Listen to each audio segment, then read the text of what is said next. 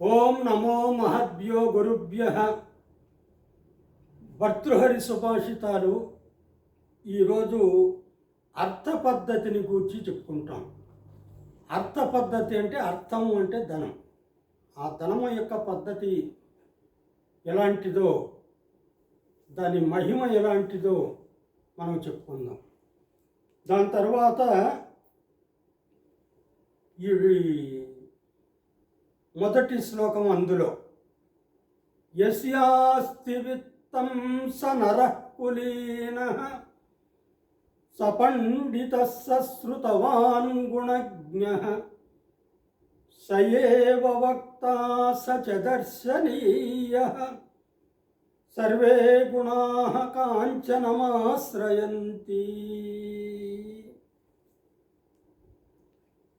అంటే ఇక్కడ ఏమంటే యస్య విత్తం అస్తి అన్నమాట. యస్య ఎవరి దగ్గర అయితే విత్తం ధనము అస్తి ఉన్నదో స నరః ఆ నరుడు కులీనః అంటున్నాడు. అంటే మంచి వంశమునందు పుట్టినవాడు అని అంటారు అందరూ కూడా. డబ్బున్నవాడు వాడు ఉత్తమ వంశ సంజాతుడయ్యా అంటారు. దాని తర్వాత సపండిత వాడే పండితుడు అని కూడా చెబుతారన్నమాట. సశ్రుతవాన్ అంటే శృతవాన్ అంటే ఏంటంటే అతడే శాస్త్రము తెలిసినవాడు అని. బాగా ధనవంతుడుగా ఉన్నటువంటి ఇంటి వాని దగ్గరికి వెళ్ళి మరి అతనితో ఏదైనా ఒక విషయాన్ని గురించి చెప్పమని అడుగుతారు. వాడికి ఎంత బాగా ధర్మశాస్త్రాలన్నీ కూడా వాడే తెలిసిన వాడేమో అన్నట్లుగా. అందుకని ధనవంతుడు శృతవాన్ అంటున్నాడు, అన్నీ చెప్పగలిగిన వాడు అని. గుణజ్ఞ గుణములను గూర్చి కూడా బాగా తెలిసిన వాడట. ఎవరు? ఆ అర్థవంతుడు, డబ్బు కలిగిన వాడు. సయేవ వక్త ఆ ధనవంతుడే వక్త. వక్త అంటే ఏంటి? 10 మందిని ఒక చోట కూర్చోబెట్టుకొని నలుగురికి ఏదైనా ఒక విషయాన్ని చెప్పగలిగిన వాడు కూడా ధనవంతుడేను అంటున్నాడు. సచ దర్శనీయ అతడే చూడదగినవాడు. అంటే అందరూ కూడా మరి వాడితో అవసరం ఉంటుందనో ఏమో తెలియదు, కానీ చాలామంది ఏం చేస్తారు, నిద్రలేసి వాడినే చూస్తూ ఉంటారు అనమాట. ఒకసారి అట్లా పలకరించి వద్దాము అని కూడా అనుకుంటారు. అంటే దర్శనీయుడు వాడేను అని. ఎందుకు ఇదంతా చెప్తుంది? సర్వే గుణాః కాంచనమాశ్రయంతి. లోకంలో అన్ని గుణాలన్నీ కూడా దేనిని ఆశ్రయించి ఉంటాయి?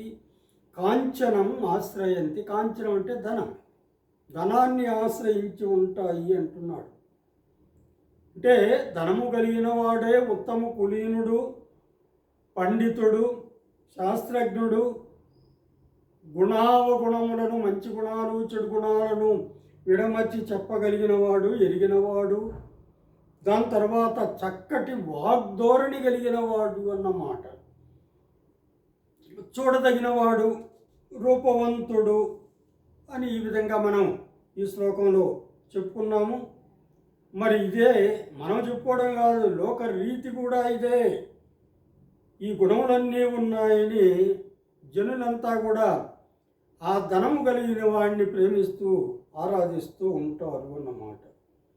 మరి ఇదే శ్లోకాన్ని ఏనుగు లక్ష్మణ కవి ఏమంటున్నాడు? ఏ నరునకు విత్తము గలదు ఆ నరుడు కులీనుడు, అధికుడు ఆర్యుడతండే దీనిది ధన్యుడు నేర్పరి నానా గుణగణము కాంచనంబున నిలుచున్ అంటాడు. దాని తర్వాత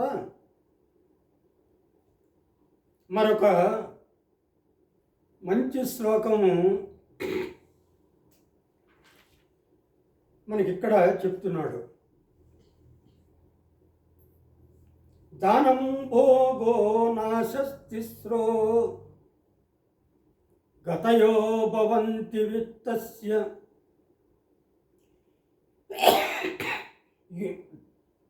యో నదదాతి నభుంక్తే తస్య తృతీయా గతిర్భవతి.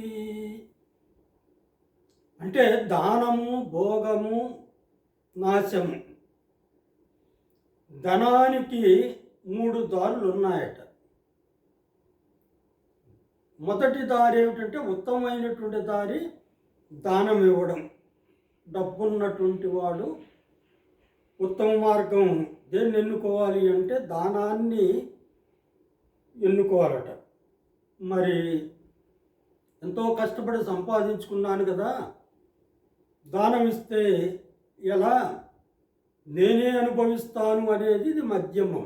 రెండవది అన్నమాట భోగం, అనుభవించడం. మరి అది కూడా చేయలేదనుకోండి, ఇంకా వాడి చేతిలో ఏమి లేదన్నమాట. ఎందుకంటే వాడెక్కడో దాచిపెట్టేటువంటి కూడబెట్టేటువంటి డబ్బు కాలక్రమంలో నశించిపోతుంది అన్నమాట. ఈ విధంగా 3 దారులు ఉన్నాయి. దానం చేయడం, తాను అనుభవించడం, మరి ఈ 2 చేయకపోతే నశించిపోవడము అన్నమాట. మరి ఎవరైతే దానం చేయడో, తాను అనుభవించడో, అలాంటి విత్తానికి 3వ గతి అంటే ఏంటంటే నశించిపోవడము అన్నమాట. దీని ఏనుగు లక్ష్మణ కవి దానము భోగము నాశము పూనికతో 3 గతులు భువిధనమునకు, దానము భోగము నిరుగని దీనుని ధనమునకు గతి తృతీయమే పొసగున్ అని చెప్పాడు. ఈ పూటకి ఈ శ్లోకంతో సరిపోతుంది. హరి ఓం తత్సత్.